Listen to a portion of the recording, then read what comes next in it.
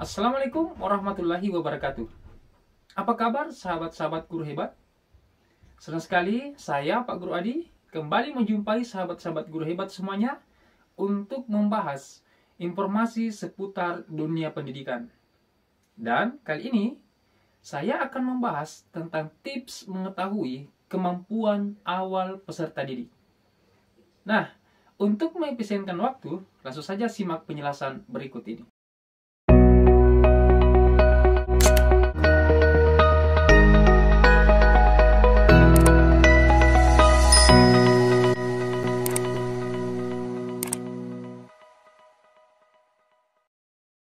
Setiap masing-masing peserta didik hadir ke ruang kelas dengan membawa berbagai macam pengetahuan, keterampilan, keyakinan, dan sikap yang berbeda-beda yang mereka peroleh dari pengalaman-pengalaman terdahulu. Ini sesuai dengan pendapat Bayer pada tahun 1991. Perbedaan latar belakang inilah yang kemudian berimplikasi dan berpengaruh terhadap bagaimana peserta didik hadir di kelas untuk kemudian menafsirkan dan mengelola informasi yang diperolehnya. Peserta didik pada hakikatnya belajar ketika mereka mampu menghubungkan antara konsep-konsep baru dengan pengetahuan atau konsep yang telah mereka punyai atau ketahui. Perbedaan cara peserta didik di dalam memproses dan mengintegrasikan informasi baru dapat berakibat pada berbeda-bedanya pula mereka dalam mengingat atau memorizing, berpikir, menerapkan, dan menciptakan pengetahuan-pengetahuan baru. Nah, sahabat-sahabat guru hebat semuanya, jadi kemampuan awal peserta didik tidak hanya berkaitan pula dengan pengetahuan atau materi mata pelajaran tertentu. Namun, kemampuan awal yang dimaksud dapat berupa pengetahuan dalam dimensi-dimensi yang berbeda. Misalnya, proses metakognitif dan pemahaman diri atau self-understanding. Nah, sahabat-sahabat guru hebat, adapun kegunaan dari identifikasi kemampuan awal peserta didik adalah yang pertama, pendidik harus memahami bagaimana struktur dan fungsi pengetahuan atau kemampuan awal peserta didik terhubung selama proses pembelajaran. Yang kedua, dalam hal pentingnya mendiagnosis kemampuan awal ini, menurut Harris pada tahun 2000 juga mengemukakan bahwa diagnosis kemampuan awal atau recognizing of prior learning merupakan salah satu variabel penting dalam penentuan proses pembelajaran. Nah, yang ketiga, kemampuan awal juga digunakan tidak hanya untuk kepentingan keselarasan dalam proses pembelajaran, melainkan juga untuk meningkatkan kebermaknaan pengajaran. Kemampuan awal peserta didik juga berdampak pada kemudahan dalam mengikuti proses pembelajaran dan juga memudahkan pengintegrasian proses-proses internal yang berlangsung dalam diri peserta didik ketika belajar. Menurut Suprayekti dan Agus Yarini pada tahun 2015, identifikasi pengetahuan tentang kemampuan awal peserta didik sangat penting. Mengapa? Karena memiliki kegunaan. Adapun kegunaannya adalah yang pertama, memberikan dosis pelajaran yang tepat.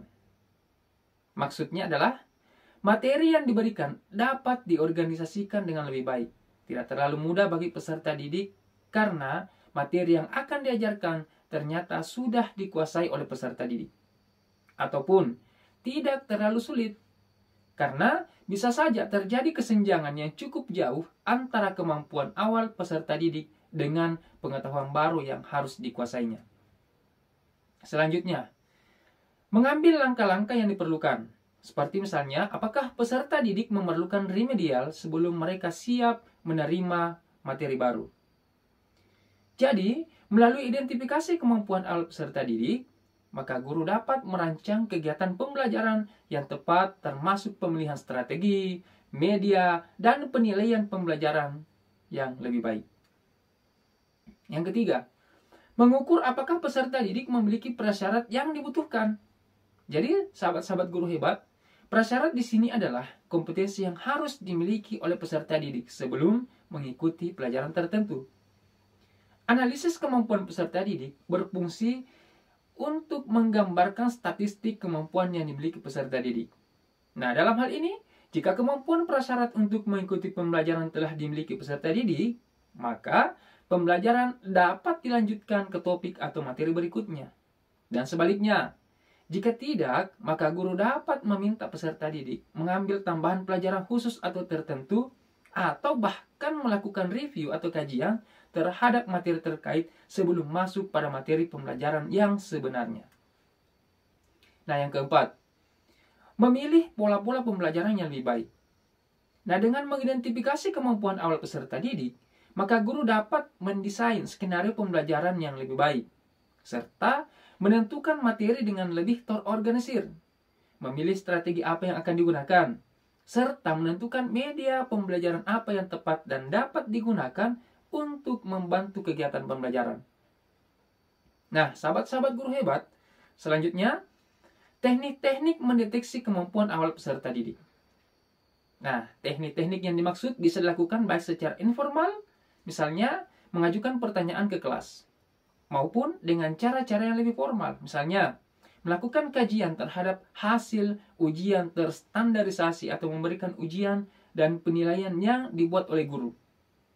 Ujian masuk merupakan penilaian yang menentukan apakah peserta didik memiliki prasyarat atau kompetensi-kompetensi yang diperlukan sehingga proses pembelajaran berlangsung dengan optimal.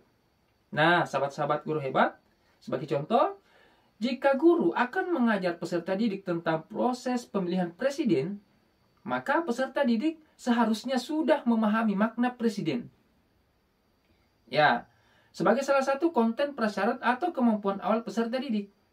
Nah, dengan demikian, konten terkait presiden ini tidak perlu lagi disertakan ke dalam mata pelajaran.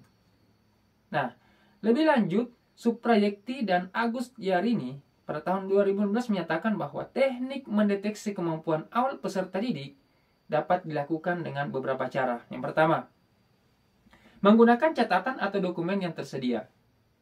Dalam hal ini, catatan kemajuan peserta didik atau raport dapat dijadikan sebagai salah satu sumber referensi untuk mendeteksi kemampuan awal peserta didik. Yang kedua, menggunakan tes prasyarat atau prerequisite test dan tes awal atau pretest.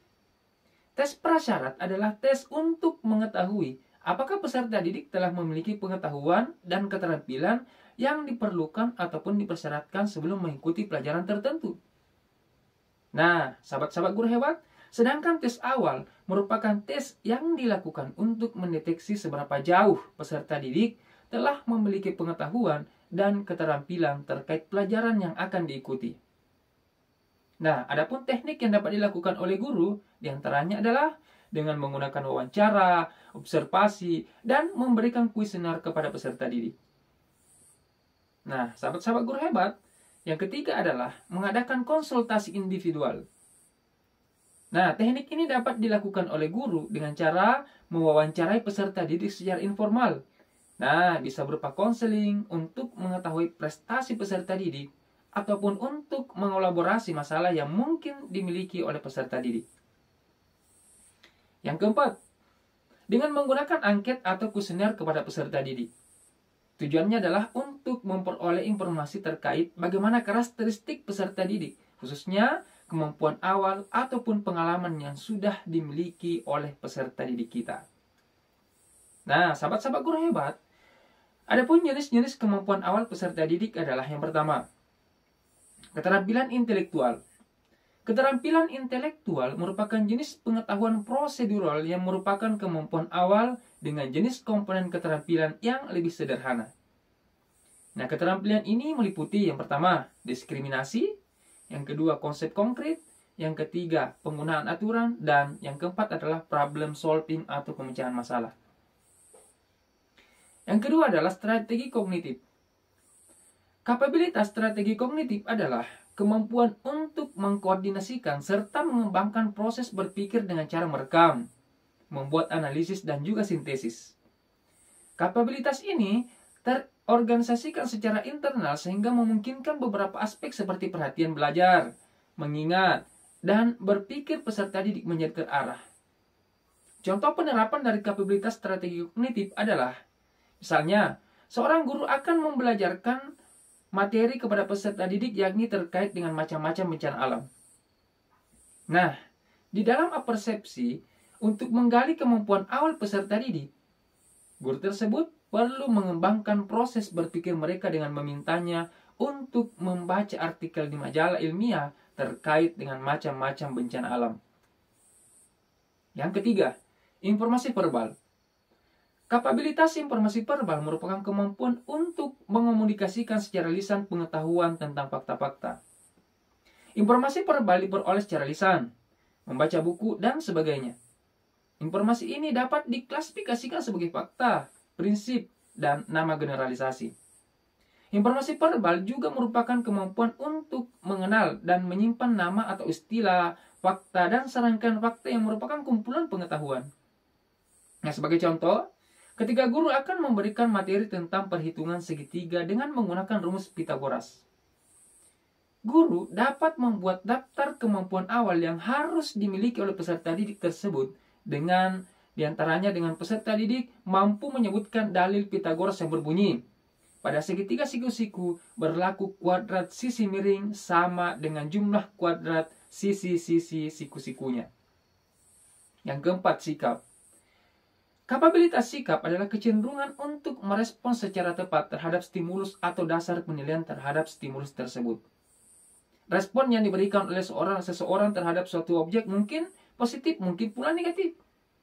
Hal ini tergantung kepada penilaian terhadap objek yang dimaksud. Apakah sebagai objek yang penting atau tidak? Sebagai contoh, seorang peserta didik memasuki toko buku yang di dalamnya terdapat berbagai macam jenis buku.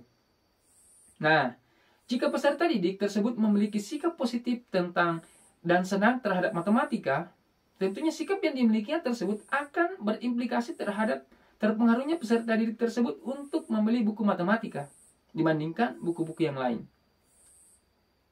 Yang kelima, psikomotor. Untuk mengetahui seseorang memiliki kapabilitas keterampilan motorik, kita dapat melihatnya dari sisi kecepatan, ketepatan, dan kelancaran gerakan otot-otot serta anggota badan yang diperlihatkan orang tersebut. Kemampuan dalam mendemonstrasikan alat-alat peraga matematika merupakan salah satu contoh tingkah laku kapabilitas ini. Jadi, sahabat-sahabat guru hebat, dalam hal ini, maka kemampuan awal yang harus dikuasai oleh peserta didik adalah diantaranya mampu menggunakan penggaris, jangka, sampai kemampuan menggunakan alat-alat tadi untuk membagi sama panjang suatu garis lurus. Nah, sahabat-sahabat guru hebat, inilah penjelasan singkat tentang bagaimana cara mengetahui kemampuan awal peserta didik yang kita hadapi di kelas. Ini sangat penting karena pelajaran akan bisa terlaksana dengan baik ketika seorang guru telah mengetahui kemampuan awal peserta didiknya. Sahabat-sahabat guru hebat, semoga penjelasan singkat ini bisa membantu sahabat-sahabat guru hebat semuanya, terutama kepada diri pribadi Pak Guru Adi, untuk bisa melaksanakan tugas sebagai abdi negara dengan sebaik-baiknya, terutama mendidik generasi-generasi bangsa ini menjadi anak-anak yang cerdas. Jangan lupa tekan tombol like, komen, dan subscribe, dan jangan lupa aktifkan lonceng notifikasinya agar tidak ketinggalan dari video-video seputar dunia pendidikan yang Pak Guru Adi upload di channel Inspirasi Pendidikan. Lebih dan kurangnya mohon dimaafkan. Wassalamualaikum warahmatullahi wabarakatuh. Salam Cip.